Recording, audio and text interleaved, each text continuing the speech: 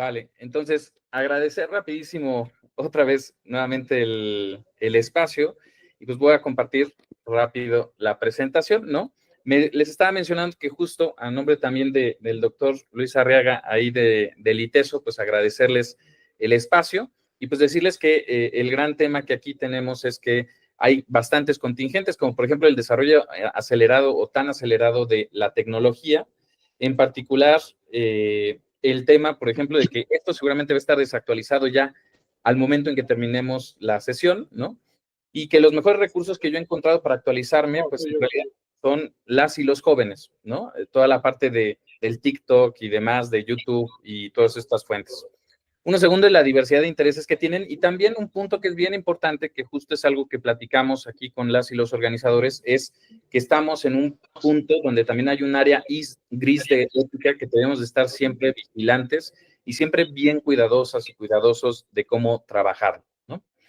Pues en realidad la inteligencia artificial ha estado con nosotros, pues desde hace mucho tiempo, ¿no? Quizá ahí le debemos acuñar el término de inteligencia artificial, en particular a John McCarthy, que alguna vez hizo un seminario, y estamos hablando de 1955, para tratar de escribir una máquina que si yo le podía decir cómo pensaba el ser humano, ¿no? O cómo pensaba una persona, pues podría imitar ese proceso de pensamiento. Dicho lo anterior, pues la inteligencia artificial de manera muy a grosso modo podría entenderse como aquella, digamos, como capacidad de emular procesos para resolver problemas como lo hace el ser humano. Y a lo largo de este tiempo, pues hemos visto que hay muchísimos desarrollos, ¿no? Quizá ahí uno de los más importantes fue en el 97, cuando esta compañía IBM, ¿no? Logra programar una inteligencia artificial que derrota a Gary Kasparov en el ajedrez, ¿no? Y de ahí pues nos podemos pasar a asistentes, ¿no? Virtuales como por ejemplo tenemos a Siri, a Alexa, ¿no? Y hasta este momento, inclusive podríamos mencionar algunos desarrollos como por ejemplo el robot Roomba, ¿no? Que es esta maquinita que nos permite aspirar, ¿no? Y nos permite literalmente limpiar de manera autónoma los espacios. Y pues sin duda yo creo que el gran boom fue a partir del desarrollo o sobre todo de la emergencia de los modelos de lenguaje natural, como por ejemplo lo es OpenAI a través de sus modelos de GPT. Y ahí entonces podríamos decir, ¿no? Que la inteligencia artificial está articulada entre distintas disciplinas, ¿no? Una de ellas, sin duda, es toda la parte de ciencia de datos. Si no hubiera ciencia de datos, sería difícil pensar en esta posibilidad de que existiera la inteligencia artificial. Y en particular, pues esto implica, ¿no? Desde luego la estadística, pero muchas otras disciplinas que lo que permiten es habilitar tener este tipo de asistentes, ¿no? O este tipo de agentes, como lo es GPT, como lo es Gemini, como lo es algún otro, DeepSeek, etcétera, que nos permiten a nosotros interactuar y generar, por ejemplo, texto, ¿no? O generar imágenes. Entonces, muchos tipos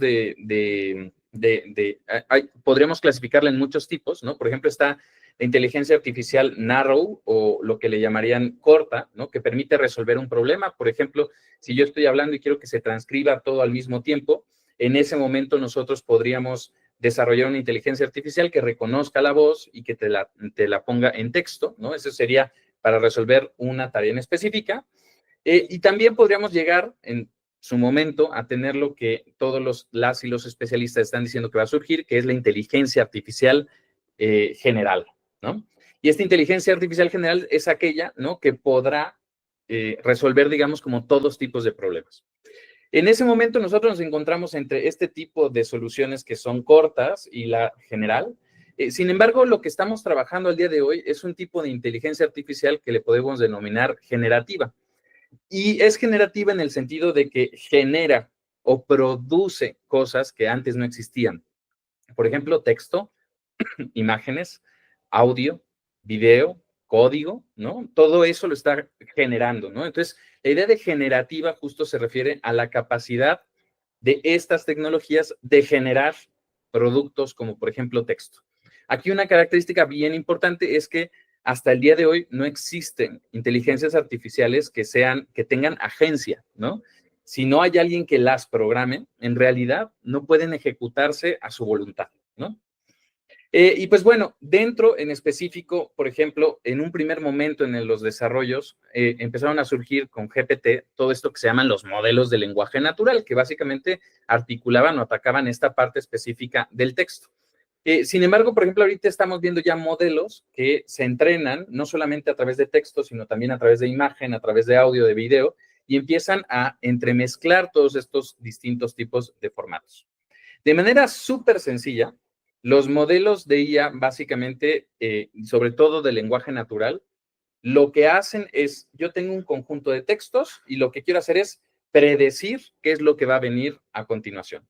De tal suerte que, por ejemplo, si yo tengo, ¿no? Vamos a poner esta frase, Alicia pintó su casa, pues, ¿qué es lo que va a predecir a continuación, ¿no? Si encontramos que en los textos que nosotros entrenamos a este tipo de IA, ¿no? Decimos que el 20% de los casos venía la palabra café, 10% beige, 5% roja, 9% porque, 8% con, pues en esa proporción me va a mostrar la siguiente, digamos, como frase. Esta es la razón por la que cuando nosotros estamos en el salón de clases, ¿no? Y, por ejemplo, pedimos al estudiantado que nos entregue no solamente el trabajo que está desarrollando, sino también el prompt o el enunciado que generó o que contribuyó a generar el documento, pues eso no nos va a servir a nosotras y a nosotros mucho, porque al final estos son modelos probabilísticos, ¿no? Eso significa que si yo lo pongo también en GPT, en Gemini y en todo esto, pues no me va a dar el mismo resultado, ¿no? Entonces, aquí, entonces, sintetizando esta parte inicial, ¿no? Rapidísima, pues habríamos de decir que, primero, GPT en realidad no comprende el lenguaje, ¿no? Y ninguno de estos modelos comprenden como tal el lenguaje. Lo que hacen es reconocer patrones. ¿Qué palabras se acercan más a otras palabras? ¿No? Es decir, cuando yo le presento un texto, ¿por qué siempre que está la palabra, por ejemplo, familia, viene cerca de la palabra amor? ¿No? Eso es las cosas que pueden reconocer. No es que comprendan el sentido de familia o el sentido, por ejemplo, de amor. Evidentemente no tiene emociones ni conciencia. Y aquí hay una cosa bien importante, ¿no? Cada vez esto se está tratando de trabajar y de tratar de cuidar más por las compañías y las diferentes personas que desarrollan este tipo de tecnologías, que es que al día de hoy no pueden garantizar la precisión y la veracidad.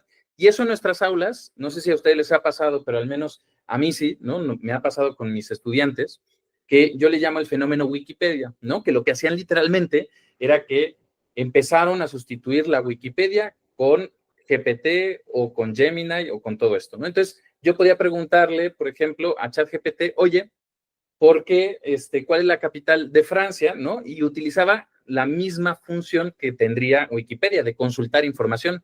Y eso hay que tener cuidado porque en realidad GPT, ya hay una entrevista muy buena que ustedes pueden buscar de Bloomberg que hizo con la directora de tecnología de OpenAI, Mira Murati, y justo lo que ella dice en esta entrevista, que es sumamente interesante, es que la compañía no estaba pensando en generar verdades, estaba pensando en generar frases o productos que fueran plausibles, ¿no? O sea, aquí hay un gran tema, ¿no? Porque justo lo que vemos es modelos que parecen ser plausibles, pero no sabemos en realidad si lo que nos dicen es verdad o no, ¿no? Esto, les digo, poco a poco se ha ido mitigando, pero siempre hay, digamos, como área de oportunidad. Y quizá un punto bien importante es que es súper propenso a sesgos. Yo tengo varios amigos y amigas que son del área de literatura, ¿no? Y siempre lo que me dicen es que parece que les está hablando literalmente el promedio de la población, ¿no? Es decir, lo que hacen es invisibilizan, por ejemplo, algunas poblaciones, ¿no? Y lo que hacen es, pues, entrenarse. Imagínense ustedes quién entrenó este modelo. Pues fueron personas, ¿no? Sobre todo de países de habla inglesa, ¿no? Que venían de un contexto, digamos, como occidental, ¿no? Entonces hay que pensar que nuestro interlocutor, el GPT o el Gemini o lo que nosotros tengamos, pues viene justo de estas características, ¿no? Entonces también hay que ver que GPT, la respuesta, Gemini y todo esto, lo que hacen es invisibilizar discursos de poblaciones en situaciones de vulnerabilidad, por ejemplo, ¿no? Sin embargo, nosotros podemos pensar, ¿no? Y esto es bien interesante, que a diferencia de otras tecnologías, eh, todo lo que es la inteligencia artificial y en particular los modelos de lenguaje natural, como GPT, como Gemini, como DeepSeek y demás, Llama, por ejemplo, ¿no? Son las tecnologías que han logrado penetrar de manera mucho más rápida a diferentes tipos de poblaciones, ¿no? Y esto es bien interesante también porque se relaciona con que el costo de este tipo de tecnologías ha ido decrementándose muchísimo. De tal suerte que, por ejemplo, si ustedes tienen, digamos, una computadora, ustedes pueden poner de manera local un modelo de inteligencia artificial, como por ejemplo los de Meta, como Llama, ¿no? Y pueden ejecutarlo sin que ustedes estén consumiendo, digamos, ningún tipo de recurso más que la luz, ¿no? Entonces, esto es muy interesante porque los costos justo se han ido aminorando poco a poco y la tendencia va para más. Ustedes seguramente sabrán esta noticia que salió, ¿no? De DeepSeek, esta empresa, este entrepreneur que se hizo en China, que lo que hizo fue con base en el modelo que ya existía de OpenAI, de ChatGPT, pues creó su propio modelo. Bueno, no creó su propio modelo, pero se basó en este modelo, en los datos. Y el costo que tiene, por ejemplo, DeepSeek en este momento es baratísimo, ¿no? Entonces, eso es bien importante también mencionar porque todas estas tecnologías se están amalgamando literalmente con nuestro día a día, ¿no? Y lo que va a empezar a pasar es que se va a empezar a invisibilizar todo esto. Y fíjense, este es un caso, ¿no? Este es un framework que pone el Digital Education Council, que dicen todos los diferentes tipos de áreas que al día de hoy se están viendo, como ustedes quieran verlos, ¿no? Invadidas, favorecidas, potenciadas, coartadas, como gusten ver la perspectiva, pero al final influidas por la inteligencia artificial. Desde cuestiones de soporte al aprendizaje, pasando por gestión del aprendizaje, evaluación del aprendizaje, contenido, admisiones, aprendizaje personalizado, carrera y habilidades, etc. Y podríamos pensar que esto solamente está pasando en digamos, contextos privilegiados, como por ejemplo las ciudades, ¿no? O poblaciones que no tengan tanta situación o dificultades en cuestiones de vulnerabilidad. Y sin embargo, fíjense, en el estado de Chiapas hicimos una investigación allí en la Ibero, donde preguntamos a las y los docentes comunitarios indígenas que trabajan en CONAFE si conocen y utilizan alguno de estos tipos de tecnología. Y fíjense que los docentes, las docentes, ¿no? De este tipo de contexto, nos decían que la mitad de ellas y de ellos sí los conocían. Y al día de hoy, el 30% los están utilizando, ¿no? ¿Para qué los utilizaban? Los utilizaban, por ejemplo, para buscar información de conceptos, ¿no? Para planificar y diseñar clases, para apoyar en comunicación y enseñanza, para traducir en distintos idiomas, para tareas administrativas y de organización, lo están utilizando el día de hoy. Y sin embargo, también reconocen las grandes preocupaciones que emergen de esto, ¿eh? O sea, dicen, por ejemplo, que una de las consecuencias que está pasando es la posibilidad de mal uso y dependencia a este tipo de tecnologías, de información errónea, lo que estábamos platicando del fenómeno de Wikipedia, de que no necesariamente lo que nos dice es verdadero, es correcto y suena plausible, pero no necesariamente es verdadero, de que hay riesgos de seguridad y privacidad. Nosotros estamos dando datos y ahorita vamos a ver unos casos bien interesantes de que pues GPT y todas estas tecnologías también aprenden de nosotras y de nosotros. La parte del impacto en la salud, ¿no? Porque al día de hoy, por ejemplo, se están utilizando también literalmente para cuestiones de salud mental, por ejemplo, como de mentoría, de consultoría, etcétera. Entonces, sí hay también todo y van a ver ustedes ejemplos de cómo lo están utilizando ahorita el estudiantado, y es bien interesante. Y otros tipos de riesgos también que mencionan los y las docentes comunitarias en el estado de Chiapas. Entonces, de manera general, y esto es un estudio que hicimos en... No tenemos apagados los micros aquí, no tenemos micros. No. ¿Todo bien? Entonces, hasta aquí pues mencionarles, y este es un ejemplo de cómo le están utilizando docentes de educación media superior, ¿no? En distintas partes del país, en México, y también profesores de educación superior. La mayoría le está utilizando para diseñar materiales y curar información, pero también para personalizar, por ejemplo, lo que están haciendo el estudiantado. También, por ejemplo, lo utilizan para hacer investigación. Y finalmente también para que les dé idea, por ejemplo, para promover valores o para integrar algunos contenidos transversales a lo que hacen en el salón de clases. Estos son datos reales que ya están sucediendo, que las y los docentes, como les decía, esto es de educación media superior y superior, lo están utilizando el día de hoy. Para ello, pues me gustaría enseñarles, ¿no? El caso más concreto que sería GPT, que creo que la mayoría conocemos, que su origen en realidad era solamente para hacer 4 tareas: resumir información, pequeños procesos de inferencia, transformar información, por ejemplo, de una narrativa a un poema, y expandir la información que tenemos. Sin embargo, al día de hoy, por ejemplo, vemos aplicaciones de muchísimos tipos. Por ejemplo, podemos lograr que yo le puse aquí los datos de un texto que estaba en inglés y le dije, por favor, extrae los datos de este texto, ¿no? Le pongo los datos entre comillas y le digo, grafícalos, ¿no? O sea, a partir de eso genera un código que no necesariamente yo necesito comprender este lenguaje que es Python y me genera, por ejemplo, la gráfica.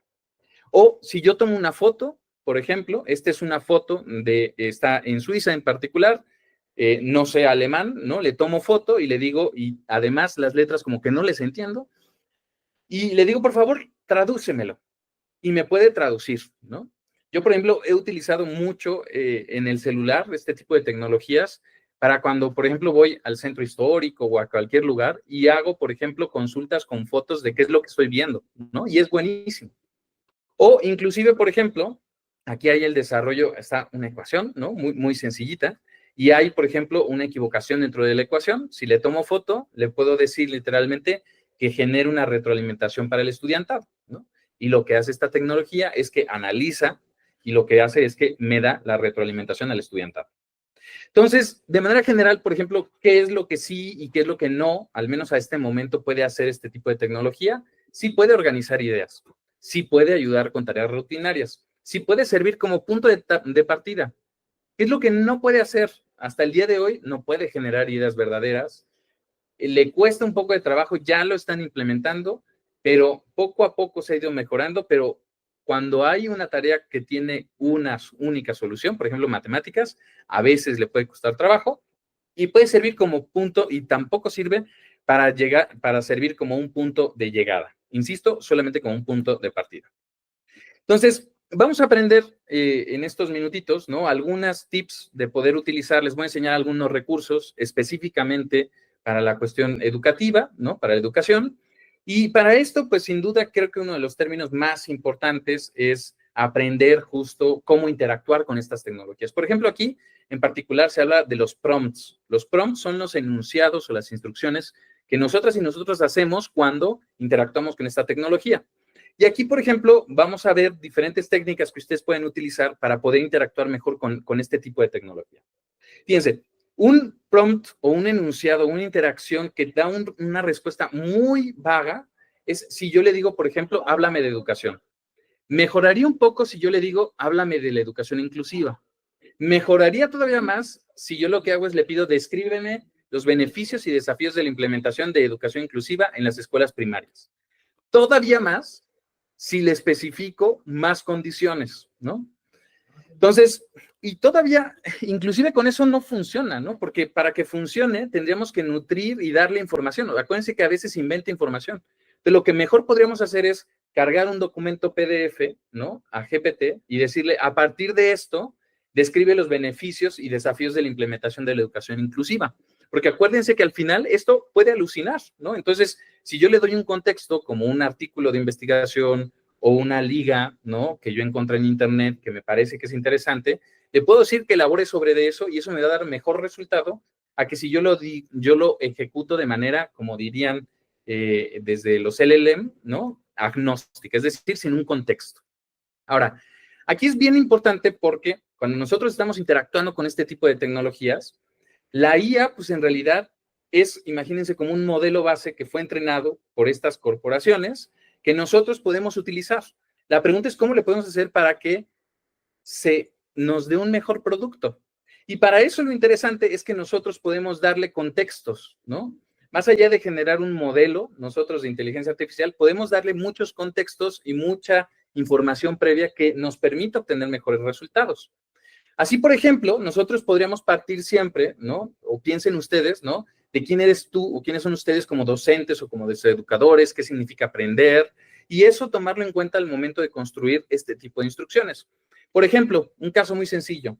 Queremos desarrollar una planeación didáctica, queremos desarrollar un instrumento de evaluación, queremos desarrollar algún material didáctico, queremos hacer, por ejemplo, un draft de comunicación que tendremos con alguna familia, ¿no? En este caso, podemos utilizar, y este es un template, pero les voy a enseñar otras técnicas, este es un template que ustedes pueden utilizar ya para tratar de obtener una mejor respuesta. Y este template lo que nos dice es que siempre hay que especificar el objetivo de lo que pedimos, el contexto, las opciones como tecnología o sesgo o cosas que nos gustaría que contemplara además de lo que estamos solicitando. Y sobre todo, y algo bien interesante, es darle cómo nosotros nos imaginamos la respuesta, ¿no? Nos la imaginamos en bullets, nos la imaginamos en párrafos, nos la imaginamos en imagen, ¿cómo nos imaginamos? Entonces, por ejemplo, ¿no? Le voy a decir, tu objetivo es, yo le podría decir tal cual, planea una clase de estadística, pero todavía podríamos nosotros mejorarlo si le digo, genera una planeación basada en proyectos para aprender sobre, y le digo específicamente qué me interesa, representación gráfica de datos, ¿no? Le voy a dar un contexto. Me interesa que la clase vaya dirigida para estudiantes de secundaria que comienzan a adentrarse al mundo de la estadística y tienen interés por el deporte y la historia. Estoy dando un contexto específico de que me interesa que atiendas porque a mis estudiantes les encanta el deporte y la historia. Y le puedo dar opcionales, ¿no? Le puedo decir, por ejemplo, ¿sabes qué? Me gustaría que el proyecto incluyera aprendizaje basado en servicio, ¿no? Y cuida que en la actividad exista alusión tanto a representación de casos de mujeres como hombres, ¿no? Por ejemplo, si es deportes, me interesa que haya representación tanto de mujeres como de hombres, ¿no?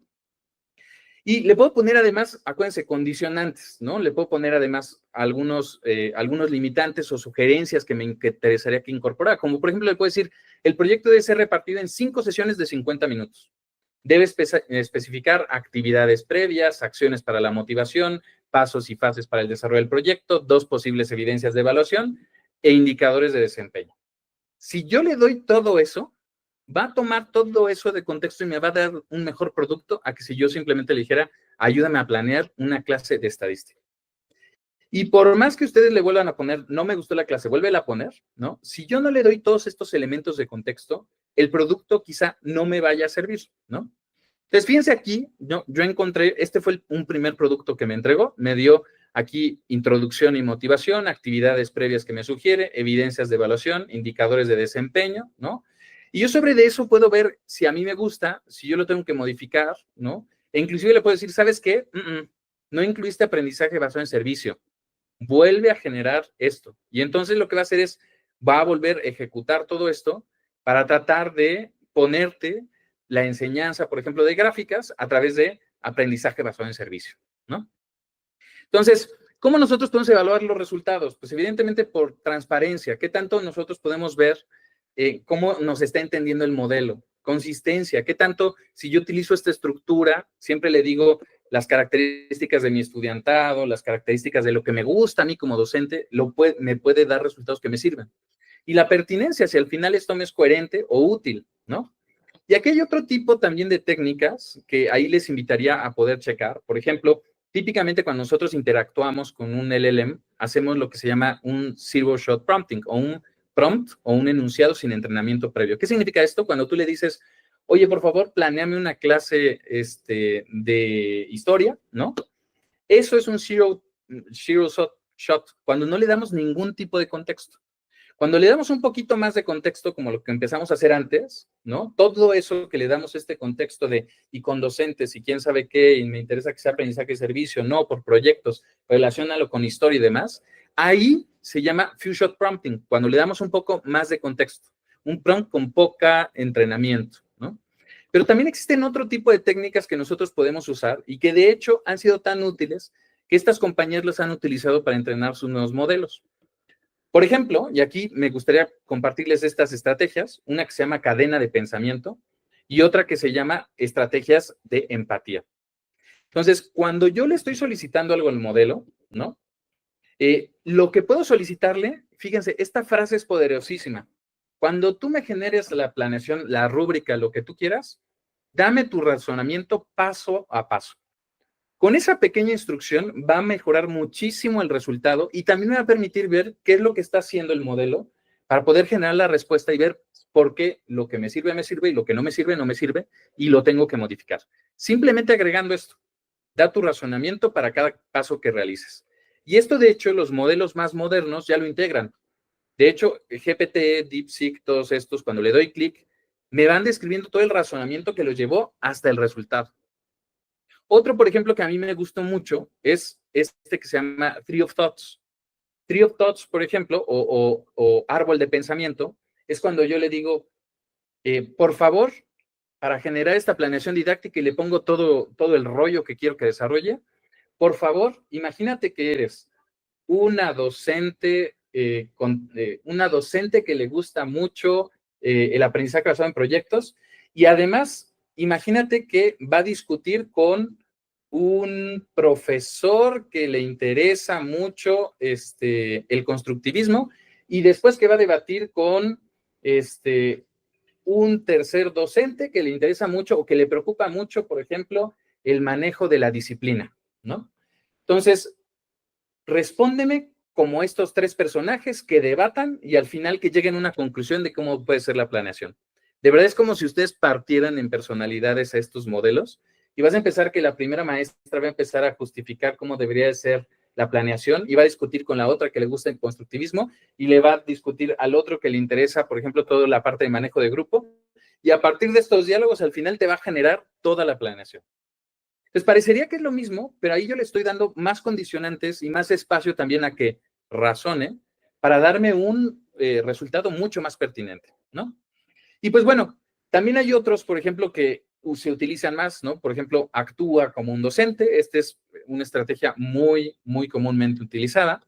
Y hay otra que a mí me gusta mucho utilizar, que es cuando no tengo idea de qué preguntarle a estos modelos, ¿no? Cuando yo no tengo idea qué preguntarle, le digo, oye, es que tengo que hacer, fíjate que me pidieron hacer para el consejo técnico, tengo que hacer un informe de X, Y o Z. Ayúdame, ¿no? Ayúdame, porfa. No sé qué necesitas para que me puedas ayudar. Entonces, hazme tantas preguntas como necesites para darme una mejor respuesta. Hazme tantas preguntas como necesitas para darme una mejor respuesta. Lo que va a hacer GPT es que me va a dar, o Gemini o cualquiera de estos, me va a dar un listado de preguntas, 5, 7, 8. En un solo comentario, tú le pones a la pregunta 1, esta es la respuesta. A la pregunta 2, esta es la respuesta. A la pregunta 3, esta es la respuesta. A la pregunta 4, esta es la respuesta. Y con base en eso, va a generar la respuesta. Entonces, cuando ustedes no tengan mucho, digamos, como intuición, no se les ocurre, o hay problemas que yo no sé por dónde abordarlos, lo que hago es le digo, por favor, pregúntame tantas cosas como quieras para que puedas darme una mejor respuesta. Y te va a preguntar tanta información como necesite para darte una mejor respuesta, ¿vale? Y pues bueno, estamos viendo texto, pero en realidad también hay la posibilidad de generar imágenes, ¿no? O sea, por ejemplo, aquí nosotros tenemos ChatGPT, ya lo genera, Bing Image Creator también lo hace de manera gratis, Stable Diffusion, ¿no? Nos permite hacer imágenes así impresionantes. Fíjense, crea una imagen de una escuela de magia y hechicería tapatía, ¿no? Y ahí me la genera. Hazla más tapatía. Hazla brutalmente más tapatía, ¿no? Y ahí me la da, ¿no? Entonces, ¿cómo podemos nosotros generar este tipo de imágenes? Igual que como hay diferentes técnicas de prompteo cuando nos interesa el texto, también hay sugerencias de cuando queremos hacer este tipo de imágenes de prompteo, ¿no? Técnicas de prompteo. Y aquí en particular la clave es siempre pensar en pedirle tres cosas: el estilo, el objeto y el contexto, ¿no? Es decir, el estilo, me interesa que me hagas una imagen, por ejemplo, en blanco y negro para que estudiantes puedan dibujar y rellenarla, ¿no? Colorearla. ¿De qué? Ah, pues me interesa que sea de una casa, ¿no? ¿Y qué contexto me interesa? Ah, pues que también haya, por ejemplo, patos y que haya, es decir, yo lo puedo ir describiendo, pero piensen ustedes que pueden ustedes pedirle, por ejemplo, arte gótico, barroco, rococó, bizantino, surrealismo, lo que ustedes quieran, lo pueden generar. Y a mí me ha servido mucho también para ilustrar, por ejemplo, cuando utilizo presentaciones, me ha servido muchísimo. Y esto también, y esto es importante mencionarlo, porque lo que dicen este tipo de compañías es que el producto de lo que generes es tuyo. Entonces tú puedes utilizarlo también al final, este tipo de imágenes, sin incurrir a cuestiones de derechos de autor, según ellos. Digo, hay otros temas porque también estas compañías utilizan imágenes de entrenamiento que son de autores y de autoras, ¿no? Pero bueno, eso sería meternos a un tema que no vamos a acabar en estos 20 minutos. O sea, aquí yo puedo preguntarle, le puedo pedir, ¿sabes qué? A manera de fotografía, genera una imagen que representa la educación en el 3000 antes de Cristo, genera una imagen, una imagen realista que represente la educación antigua en Grecia en el 100 antes de Cristo. A manera de una pintura de Edad Media, genera una imagen que representa la educación en el 1000 después de Cristo, de nuestra era. A manera de una pintura barroca, genera una imagen que representa la educación en 1700 después de Cristo. A manera de una pintura surrealista, genera una imagen que representa la educación de 1930. En Art Pop, dame una imagen de 1980. A manera de fotografía, que represente la educación en la actualidad, o en 100 años al futuro, o inclusive en 1000 años al futuro. Ahora, no sé si vieron las imágenes, pero este es un punto bien importante. ¿Qué tienen todas estas imágenes en común? ¿Hay algo extraño en ellas? Estas imágenes representan la idea que tienen estos modelos de qué es la educación. Y todas están representando a un docente en el centro que tiene el saber, la palabra, y se la da al estudiantado, ¿no? Entonces, esto es bien importante porque también nos lleva a reflexionar de que lo que pidamos tenemos que ser bien críticas y bien críticos, porque estos modelos están entrenados, ¿no?, con una visión y una perspectiva particular de la educación. Sin embargo, y a pesar de esto, hay muchas cosas que nos pueden apoyar, ¿no? Pero esa idea, digamos, como de transformar la educación, como existen muchos discursos, pues tenemos que tomarla con mucha cautela, porque transformar, al menos ahorita lo que estamos viendo es que más que cuestionarla y replantearla, lo que está haciendo es hacer los procesos más eficientes y eficaces. Los errores que hacíamos antes los hacemos ahora más rápido, ¿no? Y mejor, ¿no? Pero al final también hay que mantener esta mirada crítica de cuando utilizamos este tipo de tecnologías. Bien, otras aplicaciones. Esta es una aplicación que diseñamos algunas egresadas y egresados de la Ibero, ¿no? Que entrenamos y desarrollamos esta plataforma que se llama Comenio AI, ¿no? Que ustedes, por ejemplo, más allá de generar prompts, ya está diseñada para que ustedes puedan hacer, por ejemplo, planes de clase por competencias o planes de clase basadas en la nueva escuela mexicana, etcétera, ¿no?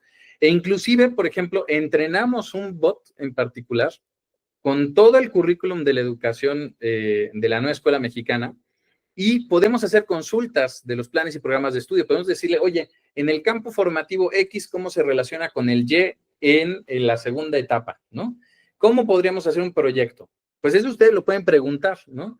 Y la mayoría es una versión gratuita. Todo esto que ustedes ven aquí, lo que son las consultas a la nueva escuela mexicana y los programas que tenemos en la SEP y demás, es totalmente gratuito. Ustedes lo pueden encontrar y lo pueden hacer al día de hoy, ¿vale? Entonces, pues les dejamos esto, se llama Comenio AI, así si lo buscan tal cual, ¿no? Es una herramienta que fue diseñada en particular para apoyar, digamos, como en este tipo de situaciones, ¿no? Y pues bueno, lo interesante aquí es irnos al lado del estudiantado también.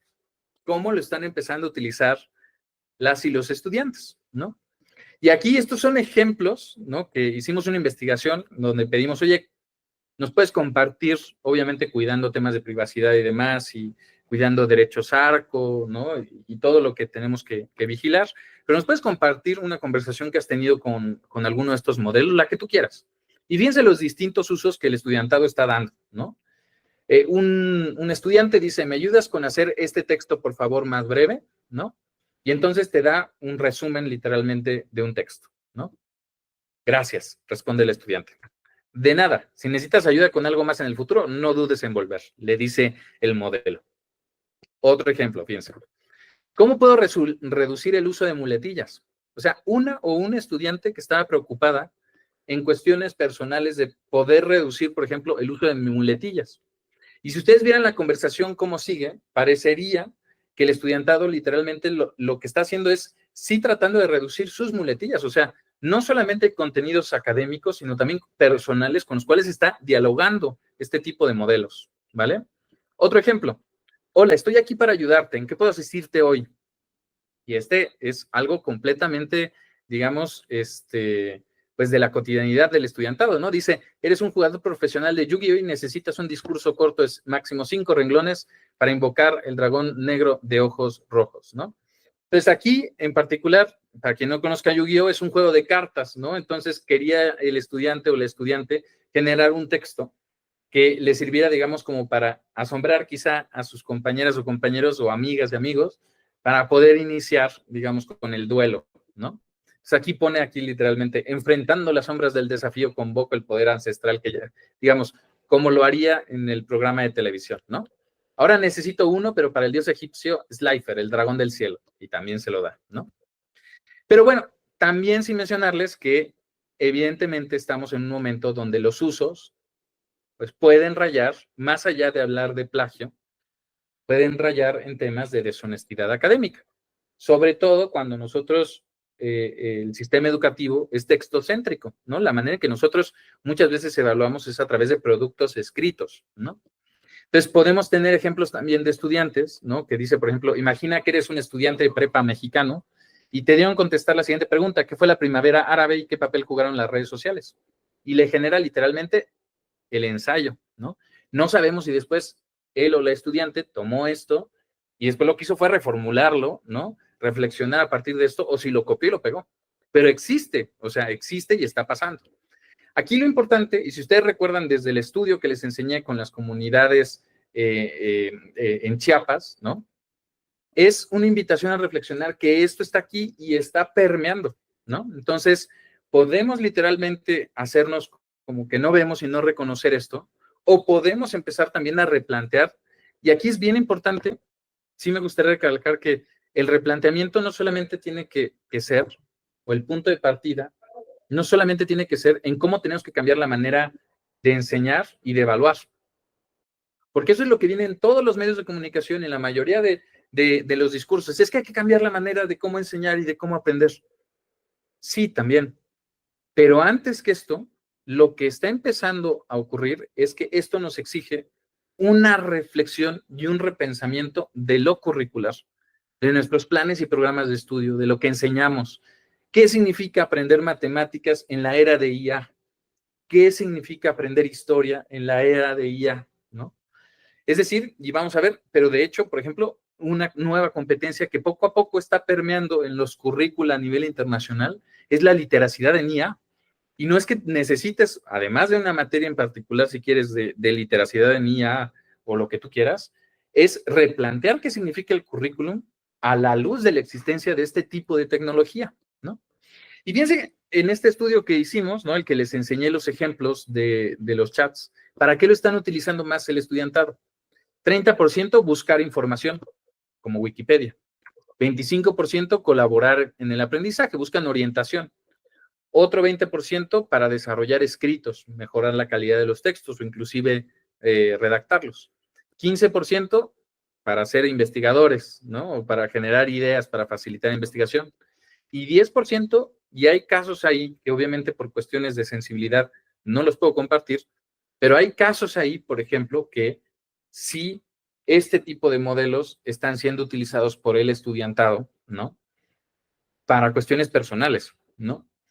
Uno, por ejemplo, que recuerdo, nada más les doy el contexto, es una o un estudiante que lo que hizo fue que agarró todas las conversaciones de su WhatsApp, ¿no?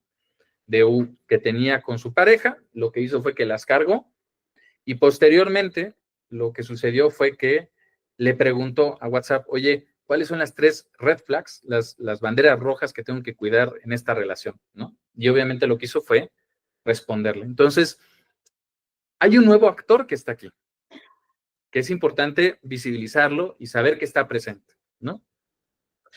Y aquí lo importante también es decirles que este nuevo actor no solamente es de aquí para allá, sino el nuevo actor también es de allá para acá. Este actor también está aprendiendo de nosotras y de nosotros, fíjense. Con lo que sabes de mí a través de las interacciones que hemos tenido, describe mi perfil docente o la idea que tienes de mí hasta este momento, ¿no? Claro, te comparto lo que he podido construir sobre tu perfil docente con base en tus interacciones. Formación y especialidad, innovación pedagógica y uso de tecnología para el aprendizaje. Un enfoque tecnológico y analítico. Destacas por tu apertura y domina trabajar con herramientas. Pensamiento crítico y estratégico. Trabajo colaborativo e institucional. Innovador pedagógico con enfoque ético. Actitud crítica y reflexiva. Rol estratégico y formador, ¿no? Bueno, me da gusto que GPT piense así de mí, ¿no? Seguramente está siendo demasiado halagüeño conmigo, ¿no? Pero al final sí mencionarles que estas interacciones que nosotros tenemos con las tecnologías, ¿no?